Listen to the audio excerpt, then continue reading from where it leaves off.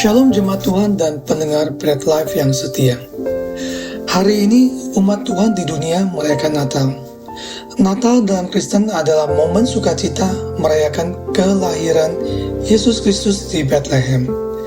Bahkan lebih dari itu, Natal adalah perayaan kasih Allah yang luar biasa, karena telah diberikannya anak yang tunggal menjadi juru selamat umat manusia. Oleh karena itu, Natal bukan sekedar sebuah pesta atau bertukar kado. Bukan sekedar pohon terang atau menghias rumah dengan dekorasi Natal.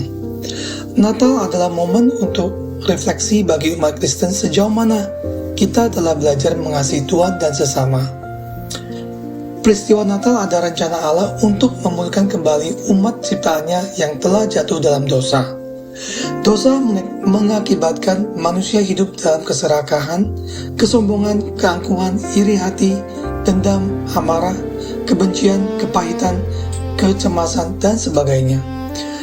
Kedatangan Tuhan Yesus menjadi penebus dan juru selamat adalah penggenapan rencana Allah atas keselamatan umat manusia. Sehingga Yesus menjadi satu-satunya jawaban untuk memulihkan kembali hubungan manusia dan dengan Allah yang telah terputus sejak kejatuhan Adam dan Hawa. Bagaimana seharusnya respon kita atas peristiwa Natal? Sebagai bukti kasih karunia Allah tersebut, pertama, kita butuh percaya dan menerima Yesus sebagai Tuhan dan Juru Selamat. Kedua, beribadah dengan penuh ucapan syukur. Dan yang ketiga, memperbaharui hidup kita dalam kebenarannya. Tidak cukup berhenti di situ, tetapi juga kita harus melakukan tindakan kasih kepada sesama. Sebagaimana Natal menjadi penggenapan janji Allah, maka kita juga bisa menjadi jawaban atau penggenapan atas doa seseorang. Sebuah doa yang dipanjatkan dalam nama Tuhan Yesus pasti akan menerima jawaban atau penggenapan dari Tuhan sendiri. Meskipun jawaban doa itu tidak selalu sama persis dengan apa yang kita doakan.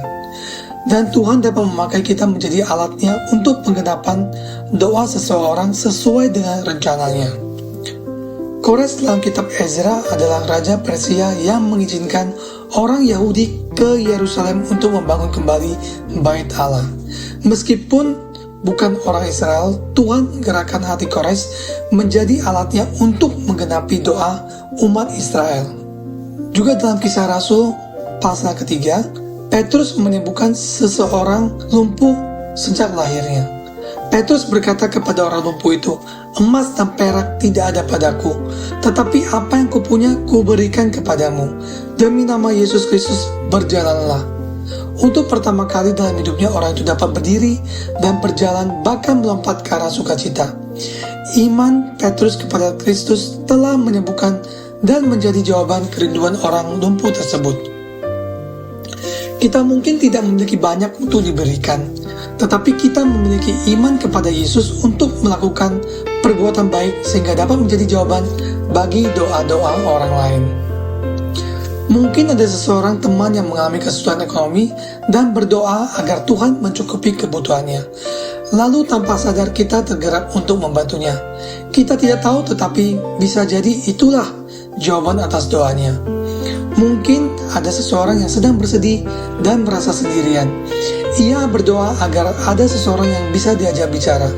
Saat kita menghubungi dan menghiburnya, mungkin itu adalah jawaban yang Tuhan berikan melalui kita. Lalu bagaimana kita bisa menjadi jawaban atas doa seseorang? Pertama, belajar peka terhadap kesulitan orang sekitar kita. Semakin lama, maka kita semakin dapat melihat kebutuhannya. Oleh karena itu, kita diajarkan untuk doa syafaat bagi orang-orang di sekitar kita, terutama untuk keselamatan seseorang. Karena itulah tujuan Yesus datang ke dunia. Yang kedua, di samping berdoa kita juga harus bertindak. Jika kita bisa menolong, lakukan dengan segera. Firman mengajarkan untuk tidak menunda kebaikan. Jika tergerak untuk membantu, mulailah sekarang. Yang ketiga, mulai dari hal-hal yang kecil. Karena hal kecil membuat kita bisa berarti besar bagi orang lain.